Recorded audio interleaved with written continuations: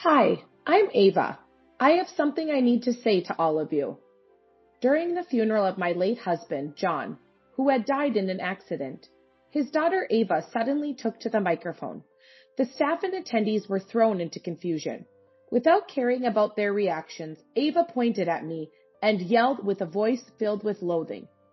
Dad thought of you as nothing more than a convenient housekeeper, and I've never seen you as a mother.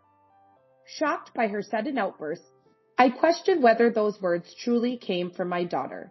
My mind replayed her words over and over, yet it seemed to refuse to comprehend them, as if it wasn't functioning properly. I wondered if I had done something to make Ava despise me. There had been no indication of such feelings before. Despite not being blood-related, I believed we had been getting along well as a family. As time went by, the initial shock of her words turned into a crushing feeling in my heart. It appeared that her disdain for me had grown to a point where it couldn't be resolved through discussion. Even as Ava continued to belittle me, with staff trying to soothe the situation, she looked down on me, repeating her scornful remarks.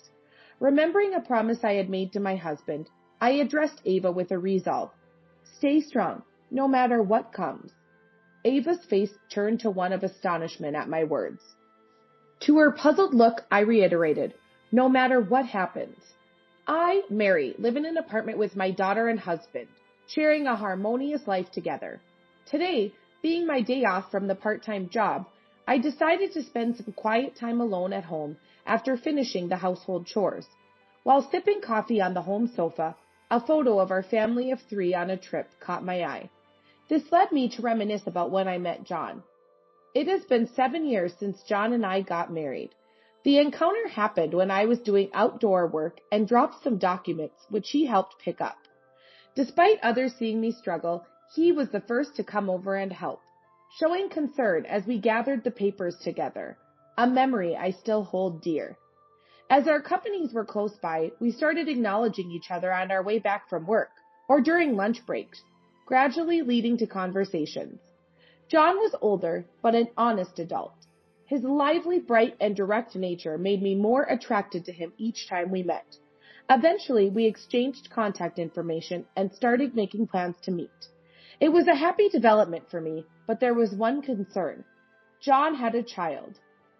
Sometime after we started seeing each other, he mentioned, I have a child. The child, a girl, was in the upper grades of elementary school. John had been widowed when the child was still young, and he had taken on the responsibility of raising her alone. Until now, he had been a single father.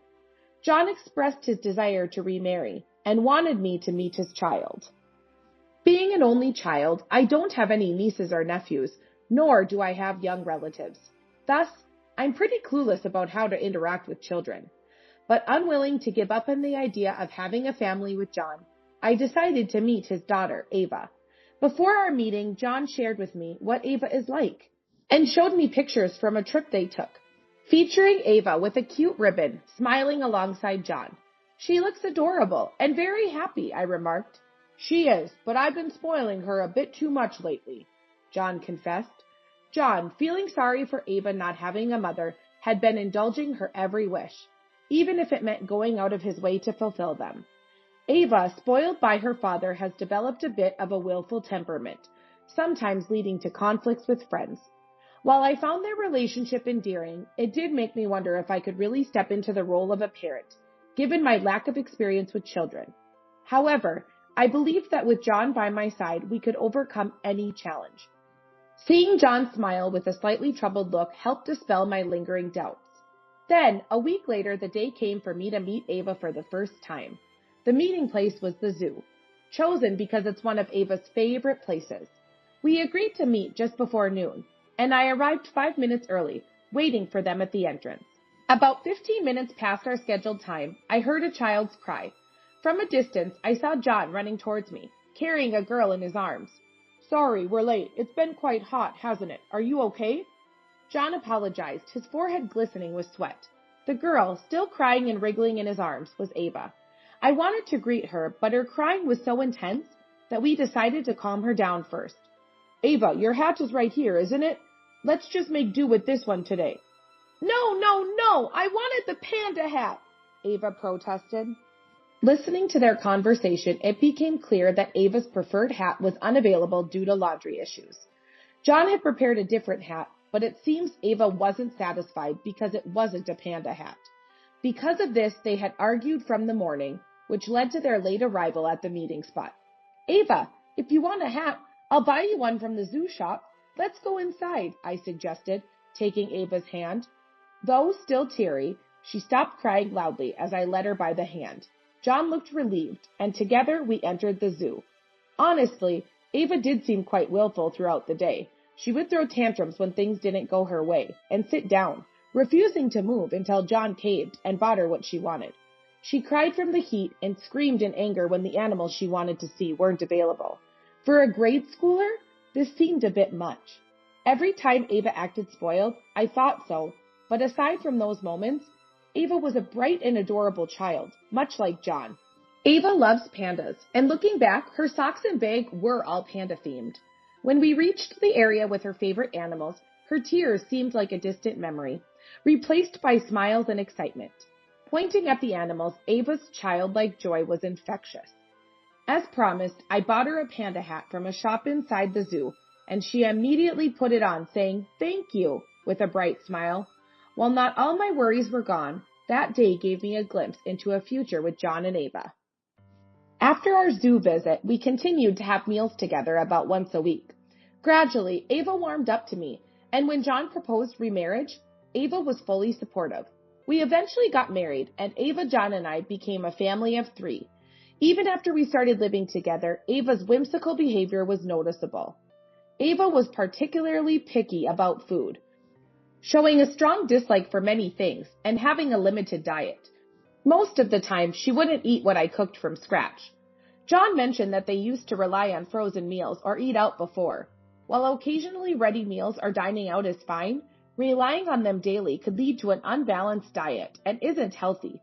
I tried my best to finely chop the vegetables Ava disliked, hiding them in dishes to ensure she could still have a balanced diet without realizing it. Shopping trips with Ava proved to be the most challenging, as she would invariably wander off and become lost or refuse to move unless she got what she wanted. It would be easier if John could accompany us, but when sudden work commitments arose, it was just the 2 of us. Being inexperienced with young children, I initially struggled with how to react or calm her down. But I couldn't simply buy her everything she wanted. We already had plenty of similar items at home. There were times I felt like crying myself when Ava would lie on the floor of the supermarket, crying and screaming because she couldn't get what she wanted. Yet, with love and responsibility, I kept trying to be a good parent to Ava, staying by her side through thick and thin.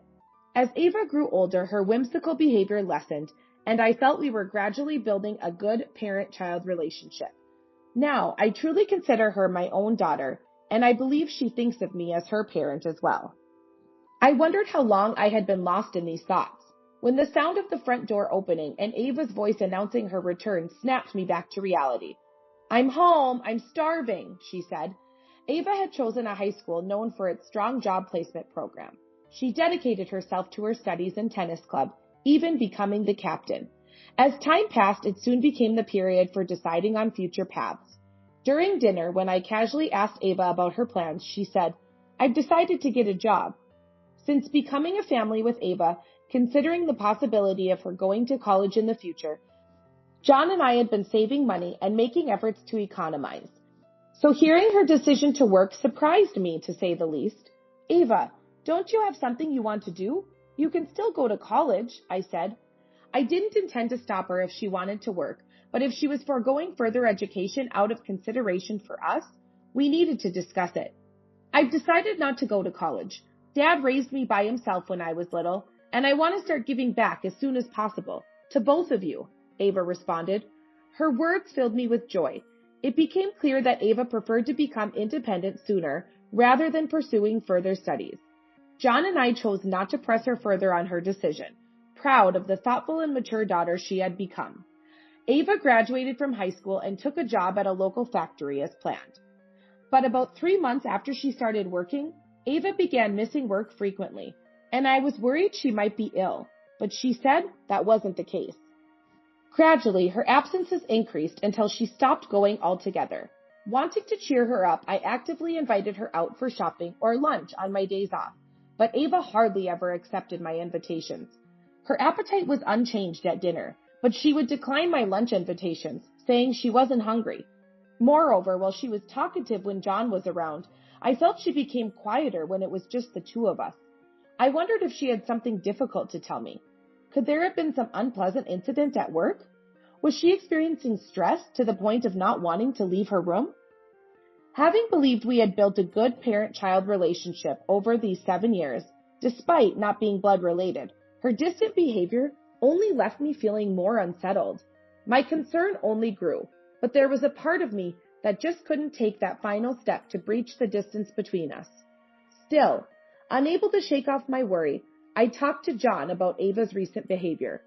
It turned out she had informed him about quitting her job. Was it something she found difficult to discuss with me? The time spent between John and me was different. It's natural she would first turn to her father, who had been with her since she was small. I tried to convince myself it was understandable. Then, Ava started staying home all day, not securing another job. Unable to contain my worry any longer, I spoke to her through her door. Ava, what's wrong? If there's something bothering you, I wish you'd talk about it. I'm worried. Just leave me alone for now. I'm fine, she replied. When it was just Ava and me at home, she started to stay in her room. When John came home, she would come out to the living room and join us for dinner. One day, when John was later than usual, Ava was still in her room, and I sat at the dining table, waiting for my husband. He usually lets me know if he's going to be late because of overtime. It was already an hour and a half past his usual return time without any message from him, which made me worry. Just as I was about to call him, thinking he might still be at work, my phone rang. I had a bad feeling, but urged by the persistent ring, I answered without looking at the caller ID. The call was from the police, informing me that my husband had been in an accident on his way home from work. I felt as if all the blood had drained from my body, making it hard to breathe. The smartphone dropped to the floor, and Ava came out of her room hearing the noise. What's wrong? Are you okay? Noticing something was wrong, Ava looked at me worriedly. Dad, I began. What about Dad? What happened? She asked. I told Ava about the call. The color drained from her face and she slumped to the floor, powerless, just like me. How long we sat there, I can't recall. The confusion was overwhelming, but we had to move or nothing would start. Gently helping the stunned Ava to her feet, we headed to the hospital. There, we were faced with the reality of my transformed husband. He had been instantly killed by a truck that ran a red light, according to the doctors. As I listened to the doctor, I nodded as if it were happening to someone else, unable to accept it as a reality. My desire not to believe it might have been stronger. Ava was more devastated than I, unable to think or speak a word on our way back. It was understandable. Ava had always been with her father John since she was little. He was everything to her. I can't comprehend the pain of losing a parent, as mine are still alive, but as someone who has lost a beloved husband, I strongly felt the need to be there for Ava, not wanting her to feel alone. Shouldn't this be the time for us to come together as a family and move forward? Surely, that's what my husband would have wanted, but the home without him felt unbearably empty and hollow. Somehow gathering the strength, I contacted relatives with the news and arranged for the funeral. Until the funeral began, Ava hardly spoke to me, only communicating when absolutely necessary. She couldn't even manage to eat properly and stayed in her room right up until we had to leave for the funeral home. Somehow, I managed to get the lifeless Ava to the funeral and seated her among our relatives. I had to attend to the guests and speak with the staff at the funeral home, so I couldn't stay by Ava's side the entire time. Fortunately, John's relatives were considerate and engaged Ava in conversation, so I left her in their care. Then, the funeral service for John started. I sat next to Ava and asked if she was okay, but she didn't respond. Worried, I kept glancing at her, but she wouldn't meet my eyes. As the ceremony proceeded and the staff member was about to give an introduction, I started to stand up. Suddenly, Ava, who had been motionless, stood up swiftly and approached the microphone. The staff, surprised by the unplanned speech, tried to intervene, but Ava ignored them and took the microphone. I'm Ava, his daughter. There's something I need to say here, she began. The hall buzzed with murmurs at her unexpected declaration. Ava, who had avoided eye contact with me until then, now glared directly at me, pointing her finger. My dad only ever thought of this woman as a housekeeper, and I never once thought of her as my mom, Ava announced. The staff hurried to take the microphone from Ava, trying to calm her down. I was in disbelief over her words, repeating them over in my head. Never thought of you as mom. I couldn't forget those words. Ava looked at me with a mocking smile. All this time, I was just pretending to get along with you for Dad's sake. I only needed my dad. I never needed you, she said. My vision blurred. The tone of Ava, whom I had always thought of as sweet, suddenly became unbearably unpleasant, causing me to cover my ears with both hands. I couldn't accept the reality and closed my eyes. The only thing that came to mind was John's gentle smile and the image of a young Ava calling me Mom for the first time. The first time she called me Mom was on the day John and I got married. When we returned home, Ava had been waiting and shyly greeted me with, Mom, welcome home. Did Ava always despise me? Will she never call me Mom again?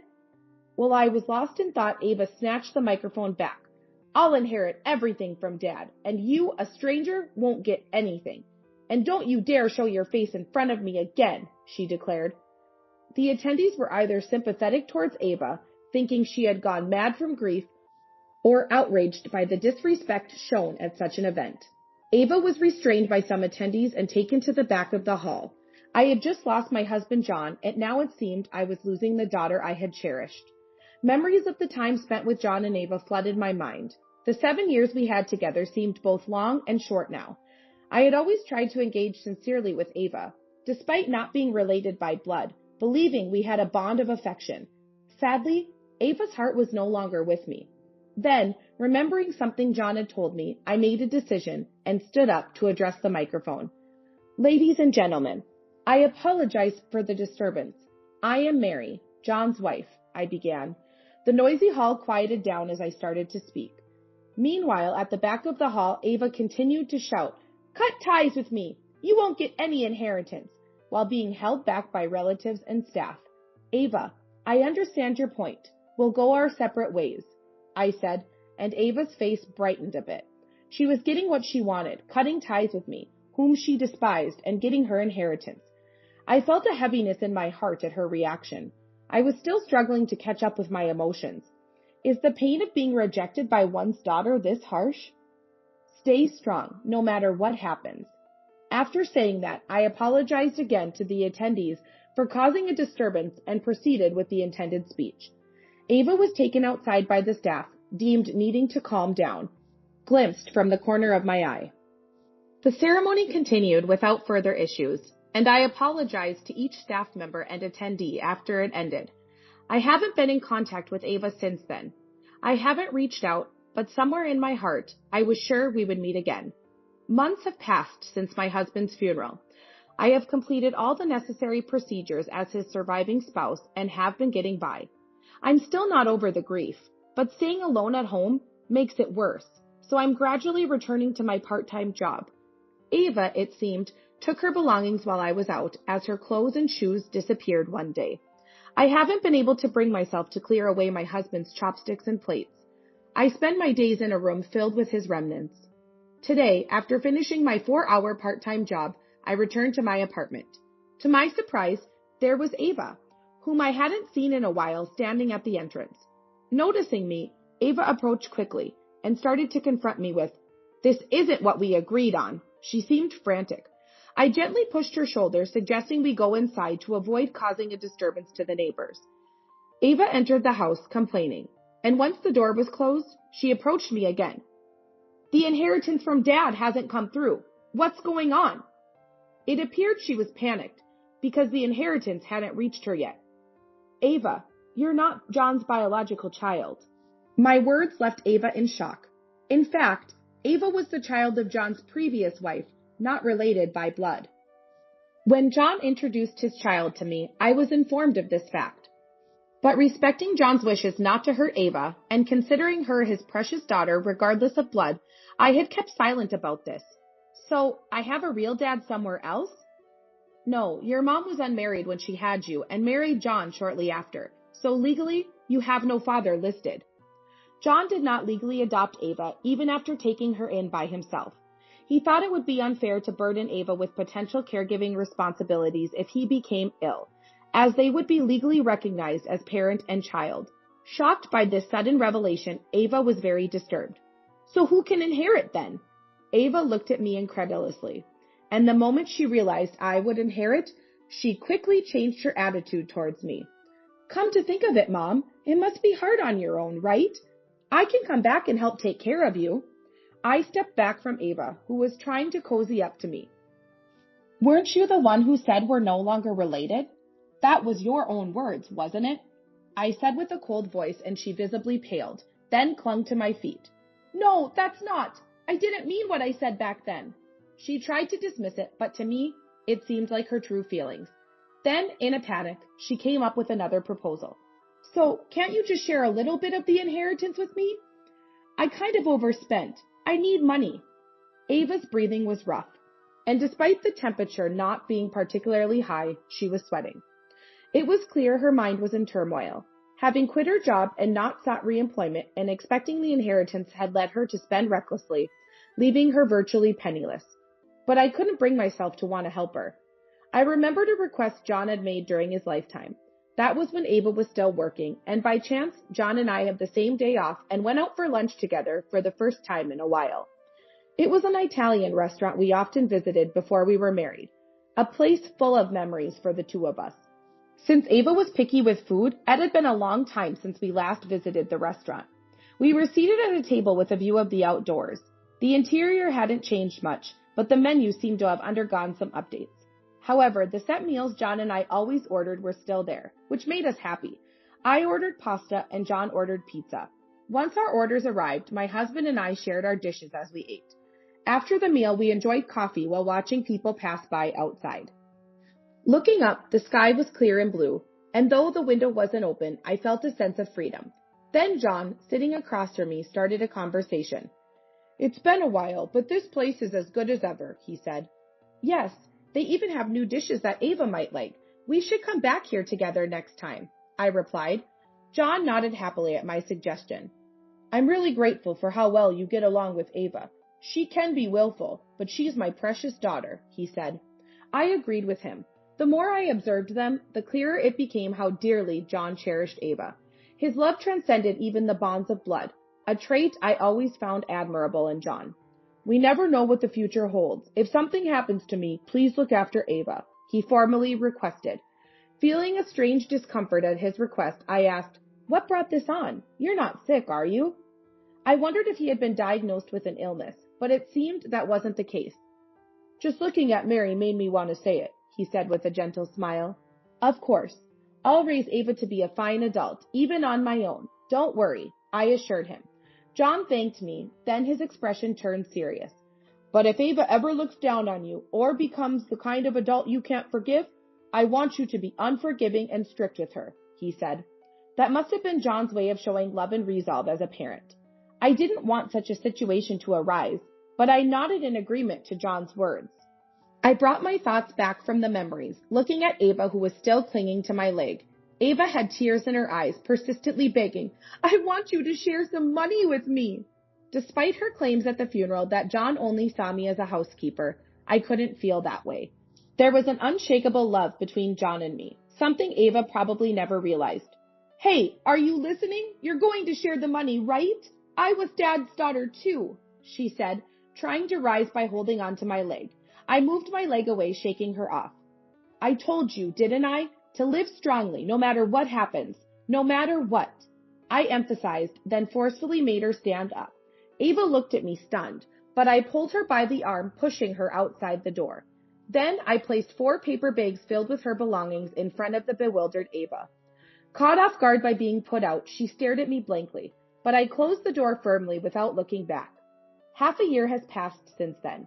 At first, Ava came to my house a few times, but I completely ignored her.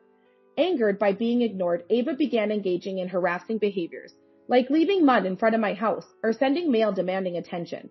When I happened to witness one of her harassment attempts, she tried to explain away her actions in a panic. Disgusted, I told her, if you do this again, I'll report you to the police. Perhaps accepting defeat, Ava eventually stopped coming by. I heard from John's relatives that Ava was struggling financially, even resorting to debt. The inheritance came into my possession and I have enough money, but I haven't quit my part-time job. I plan to use the money John left me only if necessary, without spending a dollar of it yet. I'm not living a life of luxury, but it has been enough for me. I hope to lead a peaceful life, cherishing the memories I had with John.